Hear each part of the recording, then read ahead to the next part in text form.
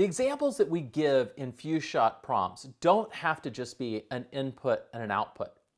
We can actually show intermediate steps to reach a particular goal.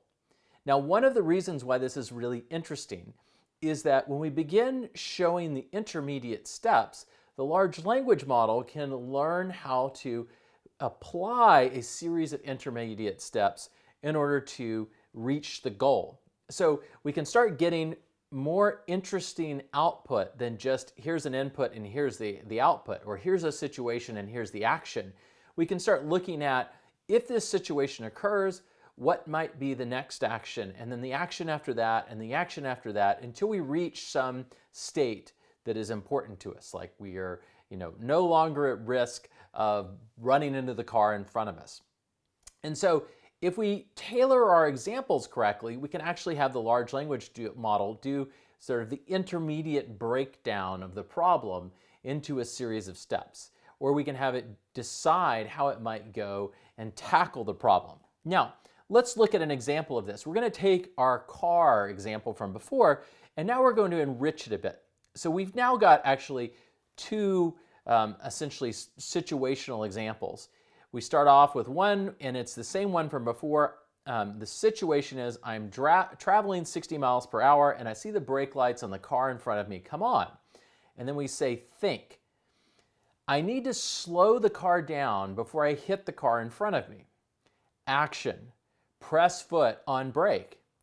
Think. The car isn't going to stop in time. Action. Check if the shoulder is wide enough to swerve into. Think. The shoulder is wide enough. Action. Swerve into the shoulder. So now we've built a more complex scenario that includes the original situation, but then we have sort of updated steps of what's happening and what the thought process is and what we need to do next based on that thought process. So in this case, we're traveling down the road. Suddenly the brake lights in the car in front of us come on. We think that we're going to hit the car, so we hit the brakes. We think that we're not going to stop in time, so we look over. We see that the shoulder is big enough, so we decide to swerve into the shoulder. And so we're now basically having a more complex situation that also has multiple steps involved. Similarly, we've taken one of our other ones that we had before. I've just entered the highway from an on-ramp and I'm traveling at 30 miles per hour. Think, I need to speed up to the speed limit so that I don't get hit from behind. Action, press foot on accelerator. Think, I've reached the speed limit. Action, let up on the accelerator. So we're basically going through, we're breaking down the problem or situation into multiple steps and what's happening. Now we provide a situation, again, the parking lot situation.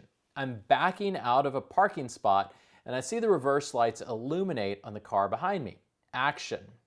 And so now we're prompting for what we would like the large language model to decide. And now we see, instead of just a quick, it's done, look, stop, wait for the car behind me. Instead it says, action, immediately stop backing up.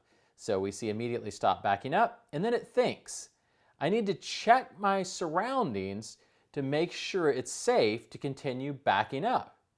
And then action, check mirrors and surroundings for any obstacles or pedestrians. So it's thinking about what does it need to do next. It's thinking, oh, I need to look around and make sure it's okay. So it looks in the mirror, and it looks in the side mirror, the rear view mirror, the side mirror, and then it thinks, okay, it's safe to continue backing up, and so action, continue backing up slowly and carefully while keeping an eye on surroundings. So now we've got more sort of fine-grained detail in what we're actually going to do in the particular situation. Now, there's all kinds of interesting things where we can imagine doing this. We can think about customer service. The customer is reporting a particular problem, and we've recorded what customer service agents did to help the customer solve that problem. And so we could imagine that through few-shot examples, the model could learn to help a customer diagnose a problem. And if it had seen enough different examples and enough different paths, it could go through and figure out what to do. We can also, like last time, we can generate more examples. So we can say generate another example, and it says generate, situation. I'm driving on a narrow, winding road with several blind curves. Think, I need to slow down and be cautious to avoid any potential collisions. And it goes through a series of actions until it says resume normal speed. And then we could say, think, I am running out of gas. And it says, think, I need to find a gas station before I run out of gas. Action, check the GPS or map for nearby gas stations. Think, the nearest gas station is too far away. Action, reduce speed to conserve fuel and try to make it to the next gas station or rest area. But you can see how we're getting a script. It's sort of like a problem-solving script. Now, let's think about this if we're the customer service. We might want to go and generate a sequence of actions, and then we could input what the next response is that we get from the customer. So and let's look at where we end off on this example. Action, pull over to the side of the road and turn on hazard lights to signal other drivers. Call for roadside assistance or walk to the nearest gas station as possible. Think, roadside assistance is unavailable and the nearest gas station is too far away to walk to. So let's see what it decides to do. Think, I need to conserve my phone battery and find a way to get to a gas station as soon as possible. Action, check if there are any houses or businesses nearby where I can ask for help or use a phone. Think, there is a house in the distance. And so you can see how it's building up the script of what to do. It's doing problem solving, it's creating interesting situations. We can also prompt it to keep going. We can keep having it go further based on inputs, like what would happen in this situation? How would you go about dealing with it?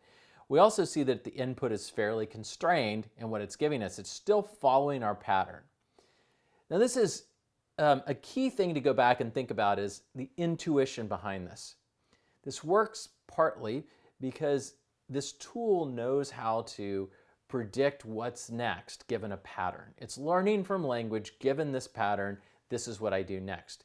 You can also imagine that it's seen in its training data lots of scripts, things that looked like, okay, here's what is going on. You can almost think of like a movie script. So-and-so said this in response, you know, and then you might see a description of what was happening. Well, they get into the car, you know, exit scene, something like that. But, you know, we're using patterns, we're using structures that are likely to have been things that it was trained on and seen. So it's learned how to, from these examples, go and extrapolate what should happen next. The patterns and its ability to learn and intuit what needs to come next in the pattern is based on that it's seen these types of things. Now, if we went and we picked some type of pattern or structure that is very different from what it's seen, it may be able to do it, it may not be. So one thing to think about is when we're structuring things, try to pick simple patterns in terms of how we structure the text.